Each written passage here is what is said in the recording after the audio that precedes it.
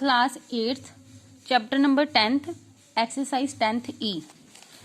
इस एक्सरसाइज में हम ये 2 फॉर्मूलाज जो है वो अप्लाई करेंगे। केस ऑफ एप्रिसिएशन, क्या मीनिंग है केस ऑफ एप्रिसिएशन का, कि अगर मान लो किसी टाउन की या कोई भी आइटम की जो रेट है अभी कितनी दी हुई है और 2 साल बाद या 3 साल बाद वो इंक्रीज हो रही है, 2 साल बाद वो इतनी हो गई, इंक्रीज हो गई, एप्रिसिएशन हुई। अगर इंक्रीज हो रहा है किसी चीज में, जैसे पॉपुलेशन ही कह लो या किसी आइटम की कॉस्ट कह लो, तो हम ये फॉर्मूला अप्लाई करेंगे कि कितनी कॉस्ट थी शुरू में, कितनी रेट के हिसाब से कितने टाइम में इंक्रीज हुई। और अगर वो डिक्रीज हो रही है कि पहले इस टाउन की पॉपुलेशन इतनी है, 2 साल बाद इतनी हो गई है, इस परसेंट से वो कम हो रही थी, तो 2 साल बाद कितनी होगी, तो उसमें हम ये माइनस का फॉर्मूला अप्लाई करेंगे। ठीक है, अभी एक्सरसाइज स्टार्ट कर रहे हैं। ये हमारी सिंपल इंटरेस्ट कंपाउंड इंटरेस्ट से ही रिलेटेड है, लेकिन अब इसमें इंटरेस्ट नहीं, इसमें हम कॉस्ट निकालेंगे 2 साल बाद कितनी हो जाएगी, अगर कोई पहले इतनी है, या पॉपुलेशन कितनी हो जाएगी, एक्सेट्रा। ठीक है, तो एक्सरसाइज 10th ई सम नंबर फर्स्ट है कि किसी सिटी की जो पॉपुलेशन है ना वो इंक्रीज हो रही है एवरी ईयर, हर साल इंक्रीज हो रही है और 10% के हिसाब से इंक्रीज हो रही है। अगर अभी पॉपुलेशन इतनी है तो 4 साल बाद वो कितनी हो जाएगी आफ्टर 4 ईयर। ठीक है, मतलब ये मेरे पास P दिया हुआ है, ये R दी हुई है और ये टाइम दिया हुआ है। फॉर्मूला कौन सा लगाना है, प्लस वाला के माइनस वाला, because there is increase in population, therefore plus वाला जो फॉर्मूला है वो अप्लाई करेंगे। तो फर्स्ट अगर मैं देखूं क्वेश्चन इसका, आप ऐसे लिखोगे, बहुत सिंपल क्वेश्चन हैं।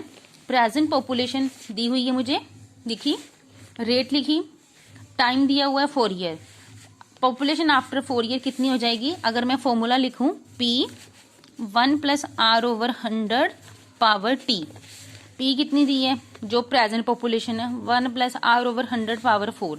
अब जैसे हमने लास्ट टाइम कंपाउंड इंटरेस्ट वाले केस में सॉल्व करते थे, सारी इसकी कटिंग करके कैलकुलेशन की है। ठीक है, ये 0 0 कटिंग हो गई है, 10 1 10 + 1 11/10 और उसकी पावर 4 है तो उसको 4 बार ओपन कर दिया है और उसके बाद उसकी कटिंग की है सारी। ठीक है, नेक्स्ट अगर देखिए हम क्वेश्चन नंबर 2, उसमें उन्होंने बोला हुआ है कि एक टाउन में कैटल्स की जो रेट है वो ग्रोथ हो रही है। स्टार्टिंग में जो कैटल्स हैं वो इतनी थी और लास्ट कुछ सालों से उनमें जो है वो डेप्लीकेटिंग, मतलब कम हो रही हैं, डिक्रीज हो रही हैं 20% के हिसाब से एवरी ईयर। ठीक है, और अगर वो ऐसे ही डेप्लेशन जो है उसकी जो डिक्रीजिंग है वो कंटिन्यू हो रही है, तो हमने ये बताना है कि आफ्टर 3 ईयर कितनी पॉपुलेशन रह जाएगी उनकी कैटल्स की।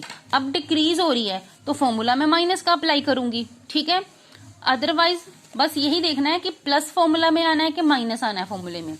तो सेकंड क्वेश्चन, प्रेजेंट पॉपुलेशन दी हुई है, रेट दिया हुआ है, टाइम दिया हुआ है, after 3 year P bracket 1 - R/100 power T।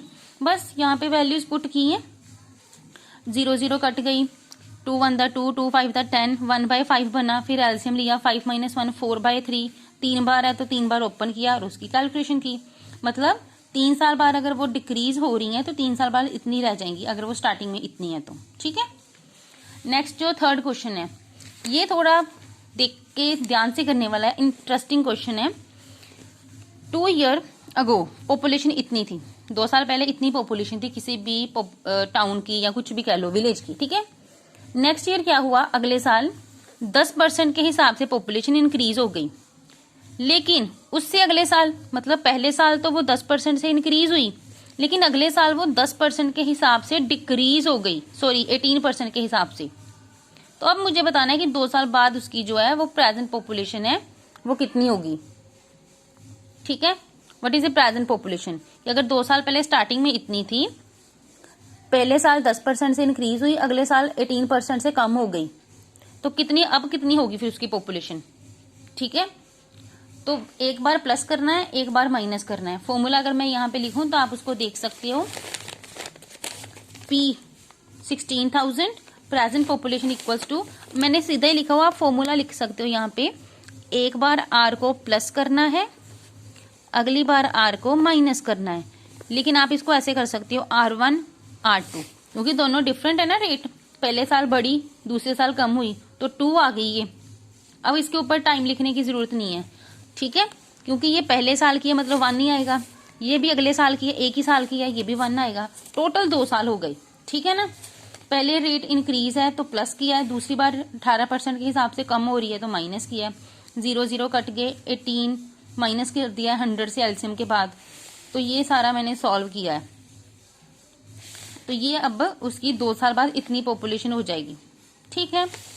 Next जो question number 4th and 5th है आपका होमवर्क है, 9th और 10th आपका होमवर्क है। 8th क्वेश्चन है, सेम ही है, फिर भी मैं एक बार करवा रही हूँ कि जो पॉपुलेशन है, सॉरी प्राइस जो है किसी लैंड का 9% इंक्रीज होता है एवरी ईयर, हर साल 9% बढ़ जाता है उसका प्राइस, ठीक है।